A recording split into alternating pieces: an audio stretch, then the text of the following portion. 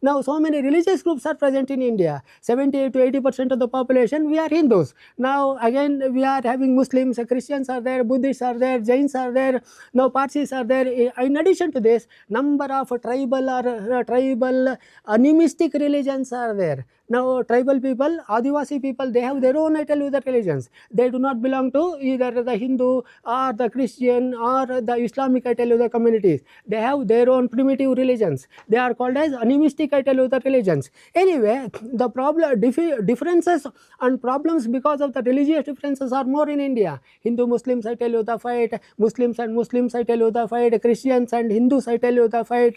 Now, if such sort of fights and conflicts are more, if always we are fighting between and amongst ourselves because of the religious, I tell you, the differences, again the country, I tell you, will not be in a position to advance.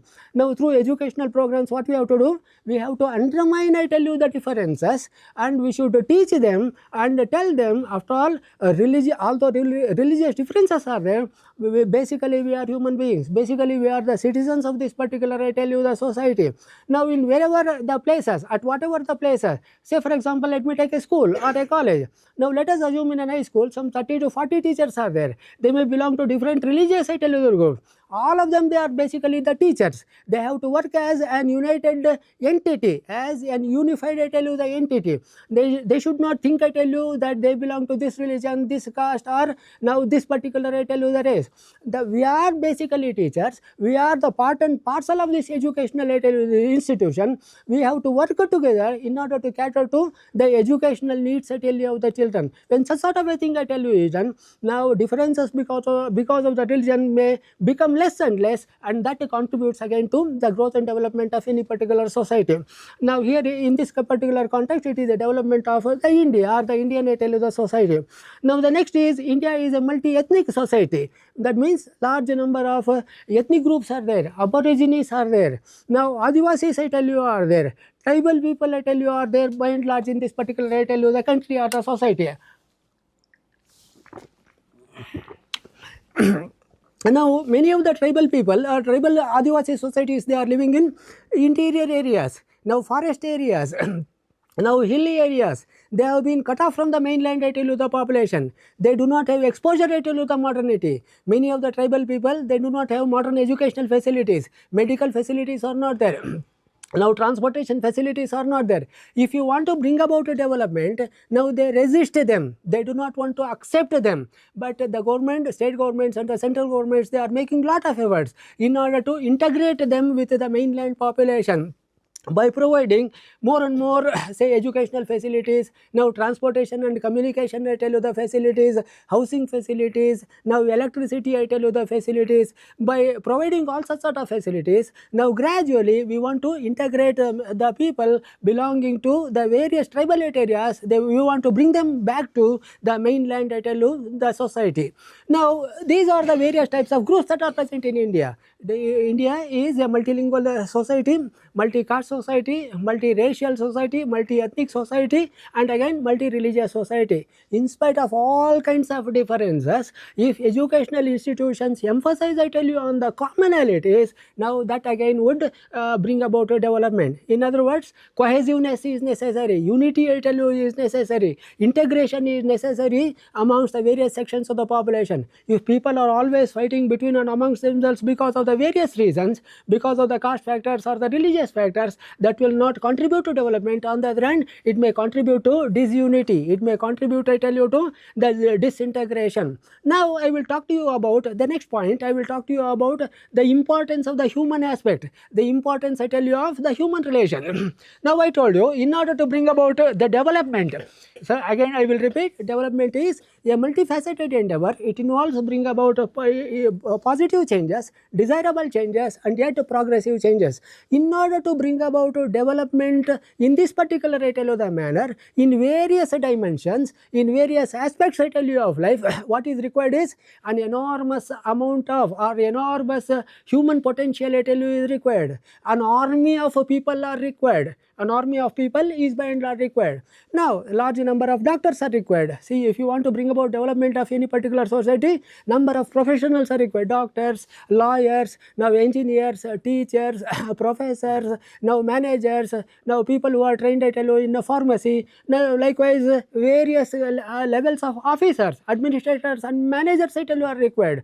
Various officers are required. Now likewise people who are trained in various kinds of jobs are required. Now clerical staff are required. Say one or two examples I will give you. If we want to have health development, if you want to have a development in health and the medical sector, hospitals are required. Now likewise doctors are required. Large number of hospitals we have to establish. Large number of doctors will have to be there. Nurses will have to be there. Now compounders will have to be there. Paramedical personnel will have to be there. Sufficient number of hospitals, sufficient number of health facilities, plus sufficient number of doctors. The human power will be required.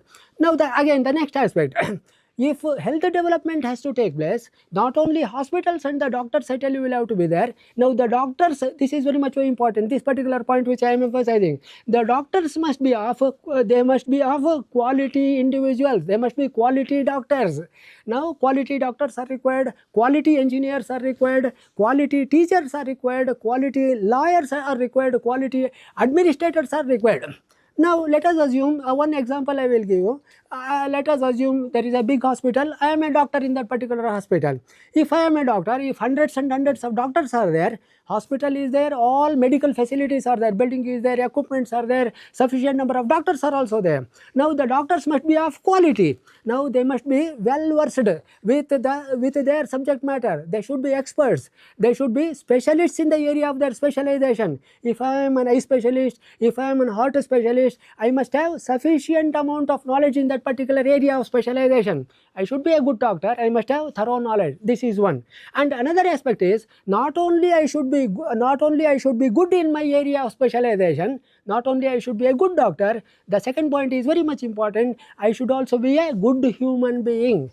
Good doctor plus good human being. Good engineer plus good human being. Good professor plus he must also be a very good human individual. That means people working in various offices, people working in various institutions, whatever might be the kind of that particular institution, whether it is a school or a college or a hospital, a government office or a military, I tell you, the establishment, whatever it is, you must have officials, you must have professionals. They should be good in their field of specialization, plus they should also be good human beings. When I say that they should be good human beings, what are the qualities we expect, I tell you, in them? Now qualities I tell you like this.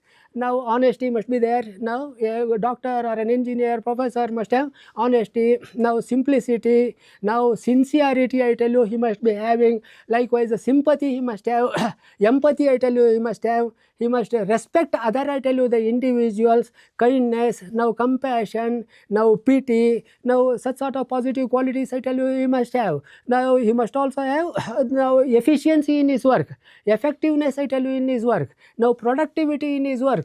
More work he must be in a position to do, quality work he must be in a position to, what is known as turnout. Devotion to his work, dedication to his work, now determination to his work, dutiful nature, I tell you, dutifulness he must have. He must also have commitment, I tell you, towards his profession. So honesty, simplicity, sincerity, kindness, compassion, sympathy, empathy, helping nature, efficiency, effectiveness, productivity in his work. Now respecting other individuals, understanding the problems of other individuals, being sensitive to the problems and the issues, I tell you, of those individuals.